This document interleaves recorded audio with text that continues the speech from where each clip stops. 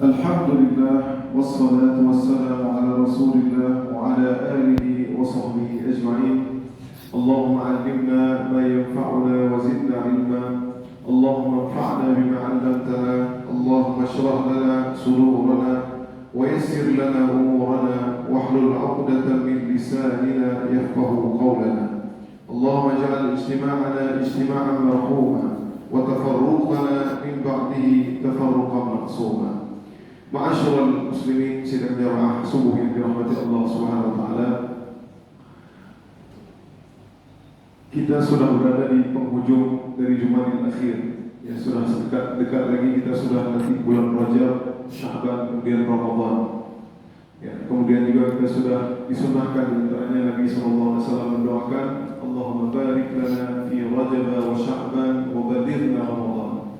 Nah, sebenarnya para ulama-ulama terdahulu mereka berdoa agar mereka bisa dipanjangkan umur mereka 6 bulan sebelum Ramadan itu tiba. Wa kanu yad'uuhu 6 ashhur. Ya, mereka mendoakan 6 bulan sebelum bulan Ramadan tiba, dan 6 bulan setelah Ramadan masih mereka terus berdoa ayyataqabbala minhum, agar amalan mereka diterima. Jadi mereka berharap luar biasa ya. Mudah-mudahan Allah memanjangkan umur kita semua dan berikan kita kesehatan, karena Ramadan ila Ramadan kafarah. Ramadan sampai Ramadan yang akan datang adalah sebagai penghapus dosa-dosa kita. Ma'asyiral muslimin sidang jamaah subuh yang dirahmati Allah Subhanahu wa taala. Kita kembali melanjutkan perjalanan sirah Nabi Muhammad sallallahu alaihi wasallam. Pada kesempatan minggu yang lalu kita telah menceritakan bagaimana ketika orang-orang muslimin, ya, orang-orang musyrikin, ketika mendengar mereka orang-orang beriman sudah aman di negeri Habasyah dan mereka tinggal di sana bahkan 10 tahun lebih, ya, dan mereka sudah melihat sendiri bagaimana Islamnya Umar bin Khattab, kemudian masuknya Hamzah bin Abdul Muttalib ke dalam Islam, dan para sahabat-sahabatnya menjadikan Islam semakin tersebar di antara kabilah-kabilah Arab. Dan ini semakin menyakitkan hati mereka, dan mereka sangat-sangat khawatir, ya, karena mereka tidak suka, ya, karena diantaranya pada pertemuan yang lalu juga kita telah jelaskan banyak pertimbangan kenapa mereka tidak menerima dakwah Nabi SAW, karena memang ada faktor ekonomi. Makanya hari ini terkadang apapun, misalkan ada syariat ataupun apapun tidak diterima padahal murni karena Allah, bisa jadi ada pertimbangan ekonomi. Ada dunia, ada syahwat yang dikejar di situ. Karena Makkah waktu itu tempat beribadatnya. Telah kita katakan bahwasanya orang-orang non-muslim juga, orang-orang selain Islam zaman itu, mereka tawaf juga. Mereka tawaf, mereka sa'i, akan tetapi mereka cuma di Ka'bah saja.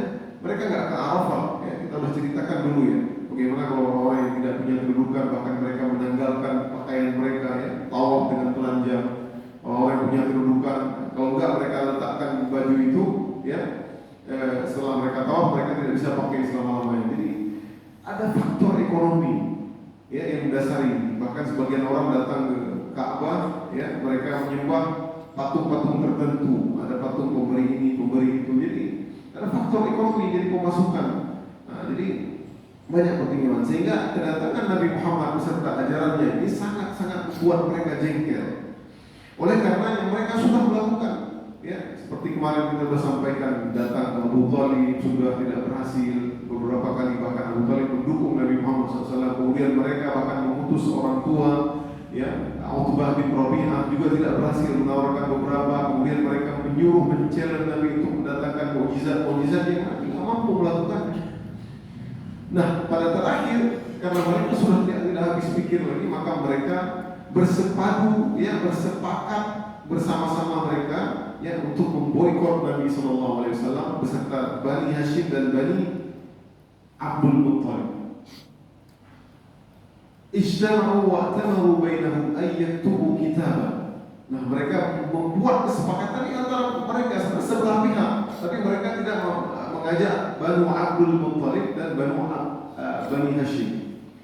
Ya, jadi kita telah sebutkan nasab Nabi SAW, Nabi Muhammad bin Abdullah bin Abdul Muttalib bin Abdi Manaf bin Hashim. Jadi apa namanya? Banu Hashim Dan Abdul Muttalib ini termasuk Ahlul Bait.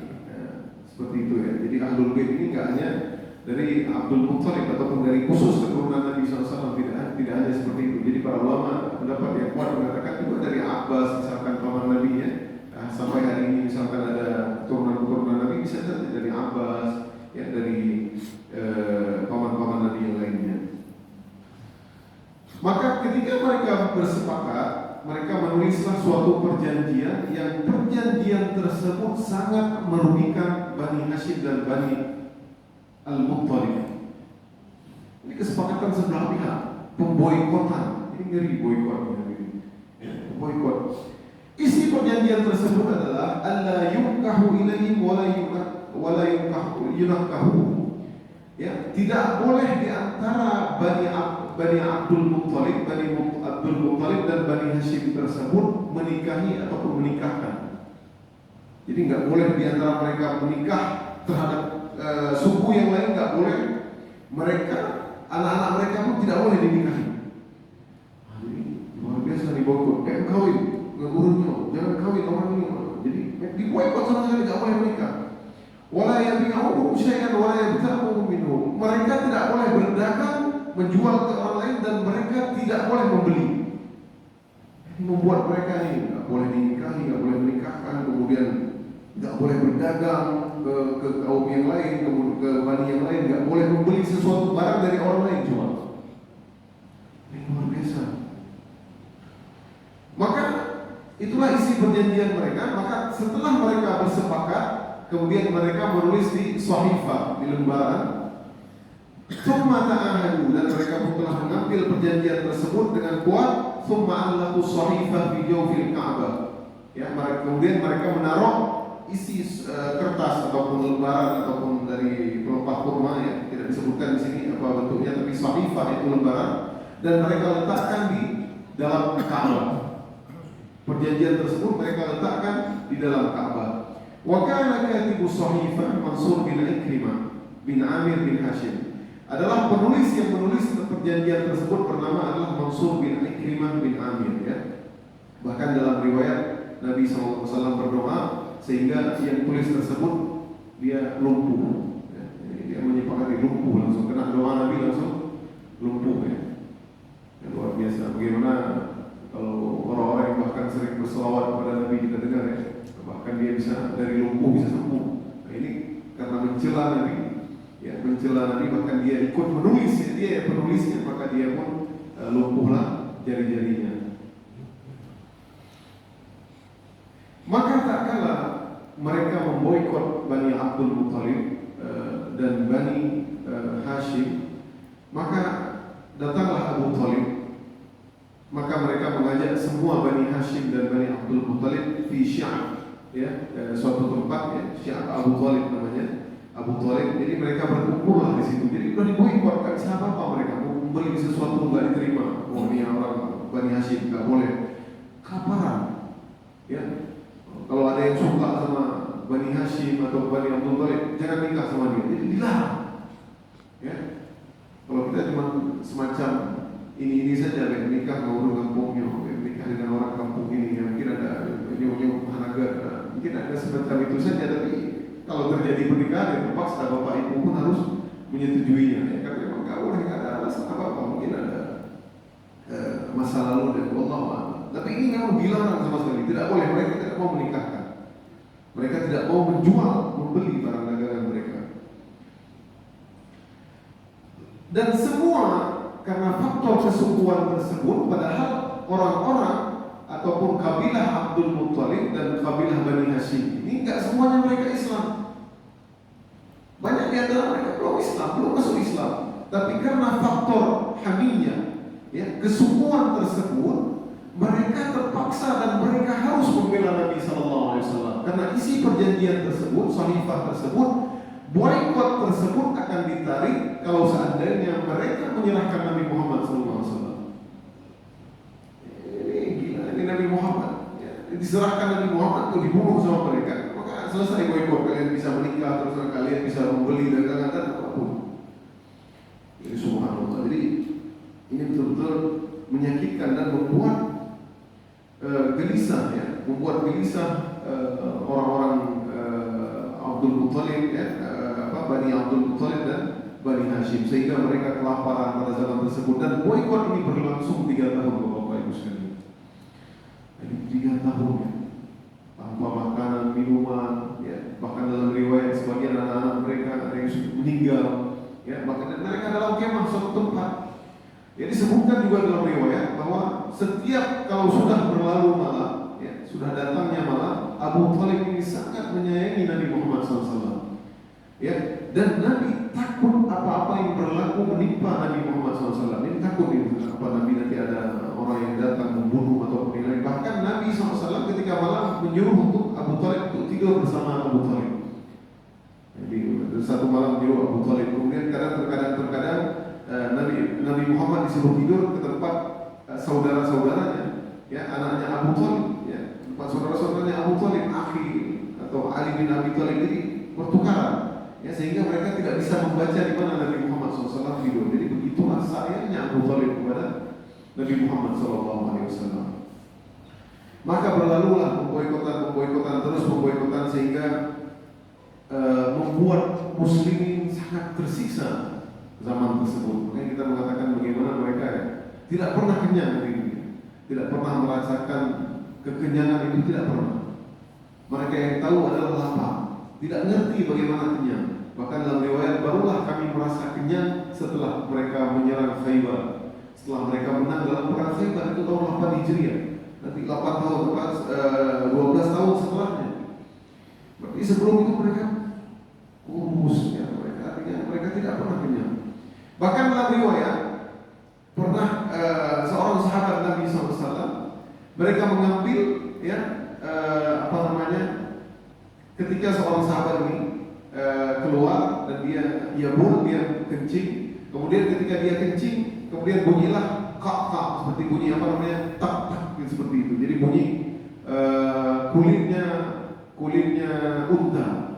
Maka kemudian dibersihkan, bekas air seninya kemudian dibersihkan, kemudian dicuci, kemudian dia makan, dia minum, cukuplah air itu, dia bisa menjadi sup seperti itu, dibersihkan. Coba kulit kotor ataupun tulang-tulang yang ada ya dari tulang unta, ya mereka minum itulah makanan mereka, dibersihkan. Coba bekas air seninya jadi dibersihkan, kemudian biar menjadi terasa seperti itu. Jadi luar biasa bagaimana pengorbanan para sahabat Nabi Ridwanullah alaihim.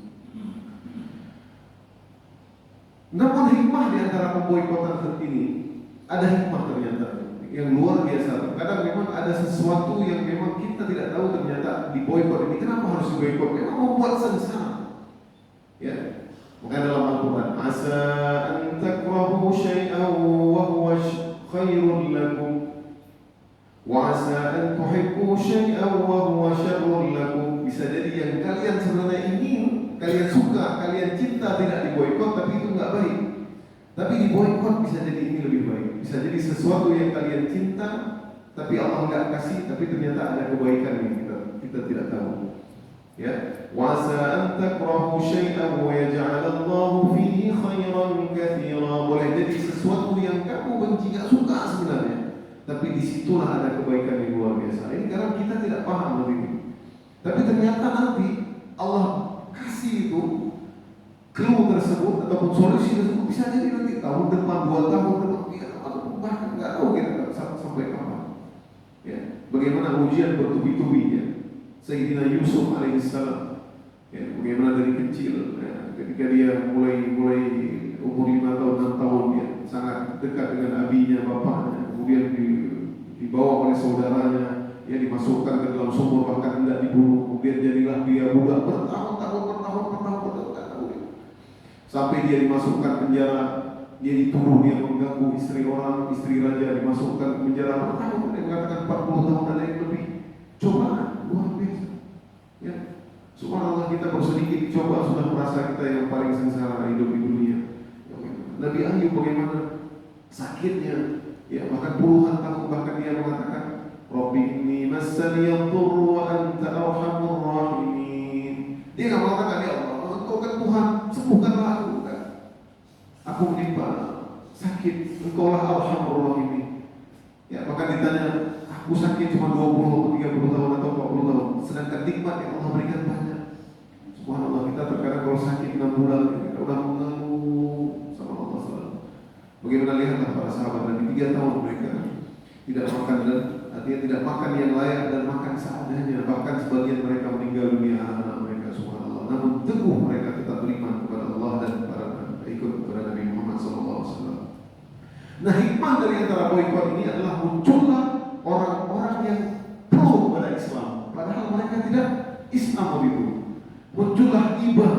Inilah Allah ya, membuat ibahnya orang-orang lain ini. Kenapa nih? Kok bisa begini? Maka dalam suatu ketika Hakim bin Hizam ini adalah ponakannya Khadijah radhiyallahu anha, istri Nabi SAW. Yang kita katakan dia adalah yang memberikan hadiah, yaitu Zaid bin Haritsah.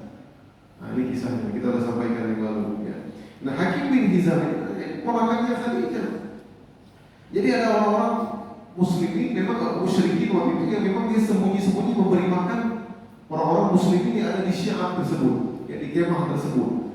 Nah, jadi ada orang-orang baik, mereka bukan Islam, ya, tapi mereka nggak tega melihat, dan mereka iba melihat sebagian kabilah Quraisy, dan mereka adalah kabilah yang punya kedudukan, Abdul Muttalib, ya, kayak mereka orang mulia penguasa Mekah, tapi ini gara-gara Abu Jahal dan pengikutnya membuat mereka memutuskan silaturahmi, ya, sehingga dikirimlah makanan. Nah, suatu ketika Hakim bin Hizam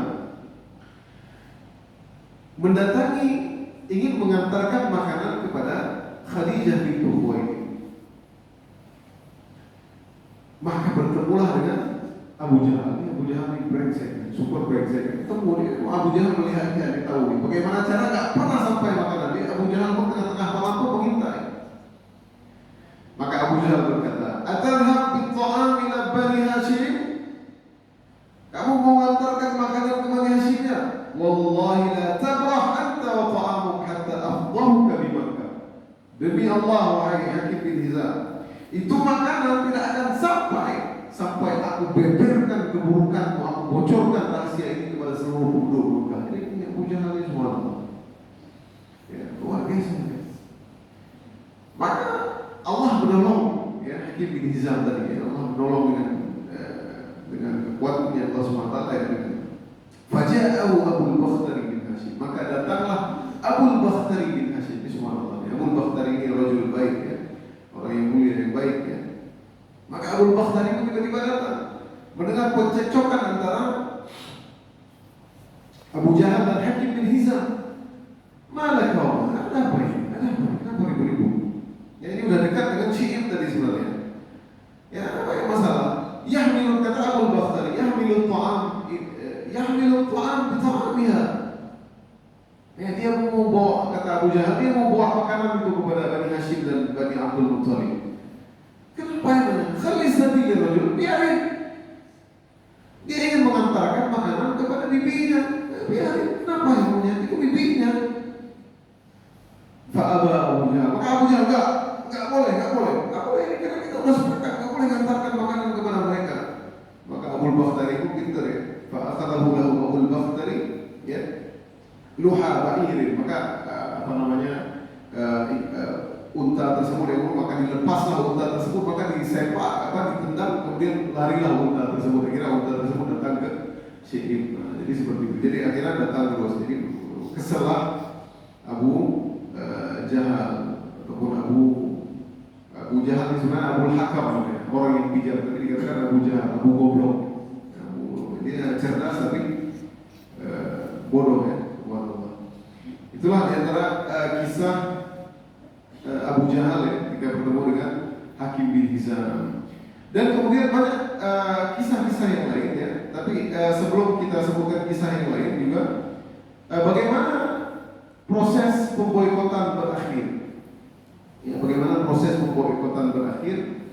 Maka dikatakan bahwasanya suatu ketika seorang yang bernama Hisham bin Amr bin Rabi'ah, ya, Al-Amiri, ya, Ibnu Amir, ya. Hisham bin Amr bin Rabi'ah ini dia belum muslimin waktu itu, tapi dia nggak tega melihat orang-orang muslimin uh, diboikot seperti itu karena mereka udah ada yang meninggal seperti itu, mereka kekurangan makanan, ya.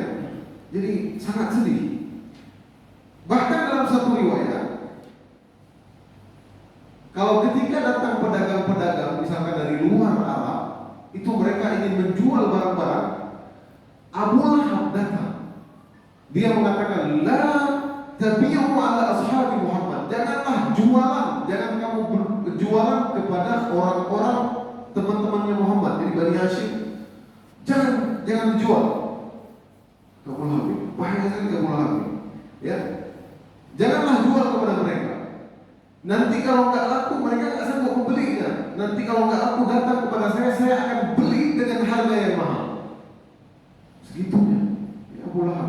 Di antara Bani Hashim, ya, Bani Abdul Muttalib yang ingat itu Abu Lahab, makanya pantas dapat siada Abi Lahab wa. Ya. Dia nggak kasih jual, pamannya sendiri yang tidak membantu, yang lain padahal Abbas, yang lain semua ikut membantu. Ya, walaupun Abbas waktu itu padahal belum masuk Islam. Abbas tapi ikut membantu semua karena hamiyah kesukuan tadi, tapi kecuali Abu Lahab si brengsek. Ya, bahkan dia yang kompori, ya, memanas-manaskan pedagang-pedagang yang lain, jangan jual kepada. Jadi diboikot betul-betul. Jualah dengan, kalaupun jual dengan harga yang nggak masuk akal. Ya. Kalau kita bilang misalkan gorengan 1-2 ribu, gorengan 1 30.000, siapa mau beli? Nggak ada yang beli. Akhirnya saya yang beli nanti. Kata Abu Lahab, mereka membeli, luar biasa ini. Jahatnya Abu Lahab. Ya. Maka bagaimana kisah akhirnya dari pemboikotan, itulah hikmah dari akhir pemboikotan. Di antara Hisham bin Amr al-Amiri yang kita sebutkan bahwasanya dia adalah orang yang punya ikatan dengan Bani Hashim, wa kana dha syarafin fi qaumi. Dia adalah orang yang mulia di antara kaumnya. Kemudian dia pergi kepada salah seorang bernama Zuhair bin Abi Umayyah. Dan Zuhair ini musyrikin, mereka semuanya musyrikin. Ya. Wakana bibinya adalah Atikah. Atikah ini binti Abdul Muttalib. Ada hubungan dengan Atikah ini adalah anaknya Abdul Muttalib. Dan dia berkata kepada Zuhair, ibunya, wakana ummuhu Atikah, ibunya si Zuhair ini adalah Atikah bintu Abdul Muttalib. Ada kekerabatan tentu. Si Hisham ini berkata ke Zuhair, ya Zuhair, aqad radita an ta'kula at-ta'am wa talbas thiyab wa tankihun nisa. Apakah kamu senang, kamu ridha, kamu bisa makan makanan dengan tenang, kamu bisa pakai baju dengan bagus, dan kamu bisa menikahi wanita-wanita, sedangkan akhwaluk, sedangkan bibimu, ya, mereka itu tidak makan apa-apa. Mereka tidak bisa membeli, tidak bisa menjual. Ya. Demi Allah, anak ini ahlifu billah. Kata Hisham, aku bersumpah demi Allah. Mereka musyrikin ini bersumpah demi Allah. Aku bersumpah demi Allah.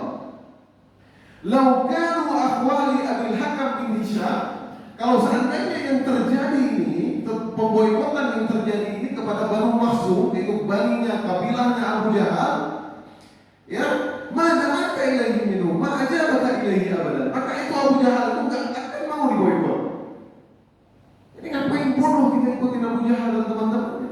Ya, kalau seandainya pemboikotan seperti ini terjadi, ya, syarat-syarat seperti ini terjadi kepada kabilahnya Abu Jahal, dia enggak akan turuti itu.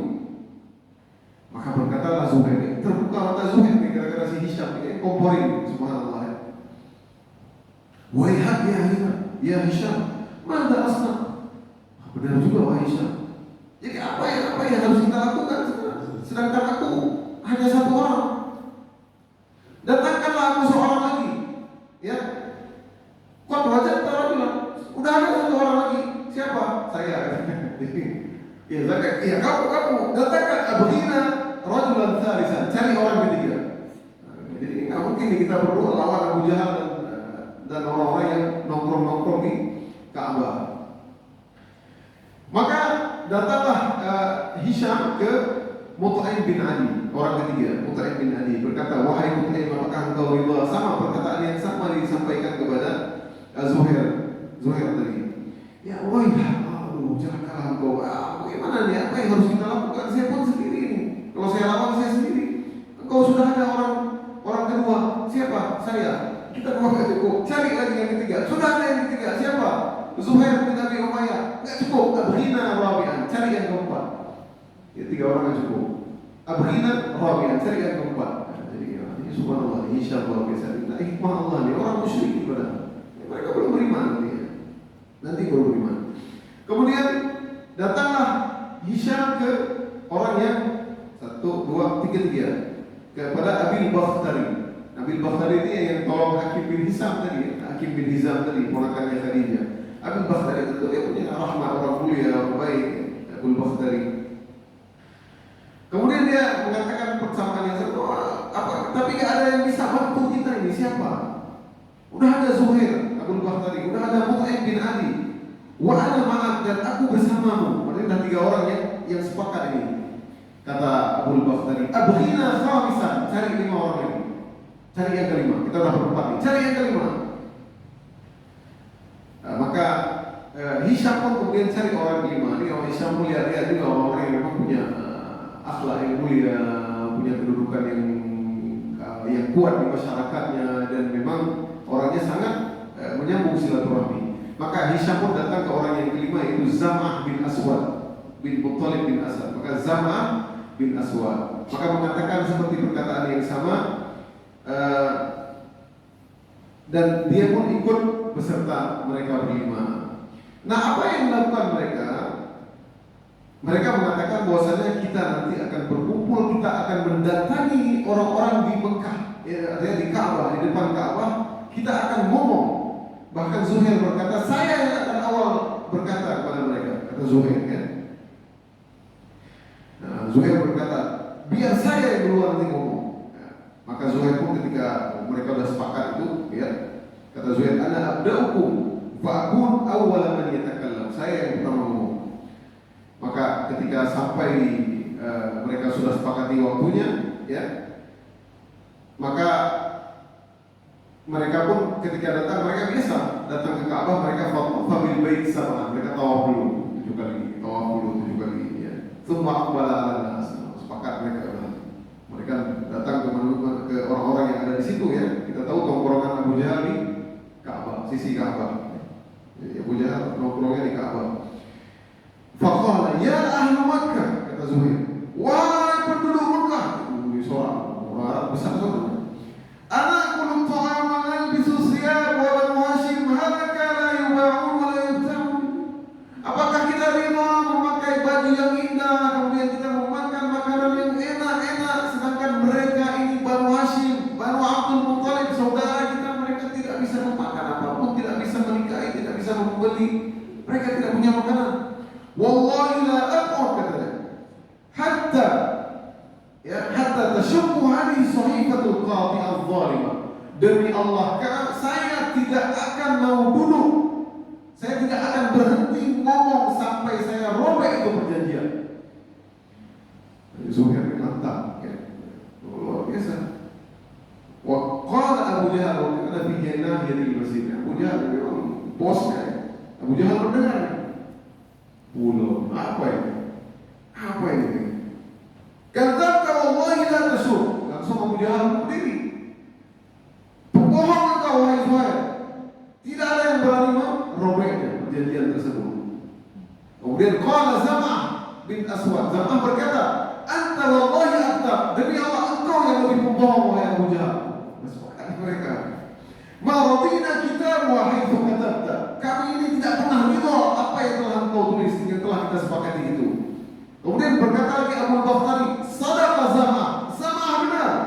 Nah, ini dikeluarkan Abu Jahal. Jadi mereka sadaqa Zam'ah. La narda ma kutiba fiha. Kami tidak pernah ridha apa yang telah ditulis dalam perjanjian tersebut. Kemudian berkata lagi orang selanjutnya, Mut'im bin Ali, sadaqtuma wa kadzaba man qala ghaira dzalik. Engkau benar, wahai Abu Bakhtari dan Zam'ah. Engkau telah benar, dan orang yang bohong inilah orang yang mengingkarinya, itu Abu Jahal. Sepakat itu Abu Jahal. Pasti terkejut nih, ya. Nabra ila Allah minha wa mimma kataba biha. Kami berlepas diri dari Allah dan apa yang kamu tulis, wahai orang-orang Quraisy. Kemudian berkata wa qala Hisham bin Amr, dan Hisham berkata terakhir, ya. serupa dengan hal yang serupa. Ini 5 orang sudah menyerang Abu Jahal. Faqala Abu Jahal, "Hadza amrun qudiya bilaili tushawwira fihi bighairi hadzal makan." Abu Jahal, ya. Abu Jahal pintar, ya. Cerdas, ya. Tapi cerdas goblok, ya. Cerdas, dia tahu dia ini perkara sudah direncanakan dari semalam di tempat yang lain. Jadi Abu Jahal tahu, ya. Kemudian dalam satu riwayat Abu Thalib juga mengatakan bahwasanya Abu Thalib juga di masjid tersebut, berada di masjid, ya. Dan Abu Thalib juga tidak ridho dengan ini semua. Ya, dalam riwayat Nabi Muhammad SAW berkata kepada pamannya, "Ya ammi, ya wahai pamanku, inna Rabbi Allah, sesungguhnya Tuhanku telah mengirim merayap ala sahifati Quraisy, kepada lembaran yang ditulis orang Quraisy tersebut, dan lembaran perjanjian tersebut itu telah dimakan rayap kecuali tulisan yang Bismika Allahumma, kecuali yang ada tulisan Allah. Kalau ada tulisan Allah, illa athbatan fiha, tulisannya masih berada. Wa nafat minhu zulma, dan semua isi-isi perjanjian tersebut, nggak boleh menikahkan, nggak boleh menikahi, nggak boleh menjual, itu semua kezaliman dan pemutusan silaturahim itu semua terhapus, jadi udah dimakan raya. Maka berkata Nabi Muhammad kepada Abu Thalib, maka Abu Thalib pun keluar, ya. Kemudian ketika mendengar ini, kemudian Abu Thalib pun berkata kepada ya ma'asyara Quraisy, ya, karena Abu Thalib tahu ponakannya ini Muhammad, Nabi Muhammad SAW tidak pernah berdusta. Maka dari itu akhirnya, saudara ini anak ponakan ini Muhammad dari kecil tidak pernah berdusta. Aku percaya apa yang dia sampaikan. Ini kesempatan tadi mereka keroyok itu Abu Jahal, ya, mereka pun ternyata banyak orang-orang musyrikin sudah tidak setuju ini gara-gara Abu Jahal saja. Ya, jadi sepihak tentang dia punya power, akhirnya dia memaksakan kehendak, akhirnya orang-orang Bani Abdul Muttalib dan Bani Hashim diboikot. Padahal orang banyak yang nggak suka, ini saudara kita, kenapa kita boikot, bahkan di antara mereka mati meninggal karena kelaparan. Ya, maka Abu Thalib berkata, ya ma'asyara Quraisy. Abu Thalib ini, ya, Abu Thalib orang tua, udah tua sekali, udah 80 tahun, ya, lalu udah tua, udah putih rambutnya semua. Ya, orang yang paling disegani, ya, makanya Nabi nggak berani diganggu ketika Abu Thalib masih hidup. Wahai orang Quraisy, inna ibni akhi akhbarani bikadza. Sesungguhnya ponakanku Muhammad barusan mengabarkanku bahwasanya itu lembaran, itu perjanjian yang kalian buat untuk memboikot kami sudah dimakan raya. Kecuali yang tersisa hanyalah Bismillahirrahmanirrahim, yaitu ada tulisan Allah. Ya, aku akan menghukum kalian. Bagaimana? Apakah kalian ridho? Aku akan menghukum kalau seandainya itu lembaran masih utuh, maka kami tunduk dengan peraturan tersebut. Tapi seandainya apa yang disampaikan oleh ponakan itu tersebut benar, maka selesailah perjanjian ini dan tidak ada perjanjian ini setelahnya. Faqala qaum, maka berkatalah orang semua dengan ini kesempatan yang Abu Thalib, radina, kami ridho. Tsumma nadharu, maka mereka pun mengecek muka Ka'bah yang maka melihat ternyata apa yang terjadi seperti yang disampaikan oleh Nabi Muhammad SAW, maka benarlah sehingga selesailah pemboikotan tersebut. Jadi kan, subhanallah. Jadi luar biasa, ini segitu mukjizatnya, segitu Nabi nggak pernah bohong.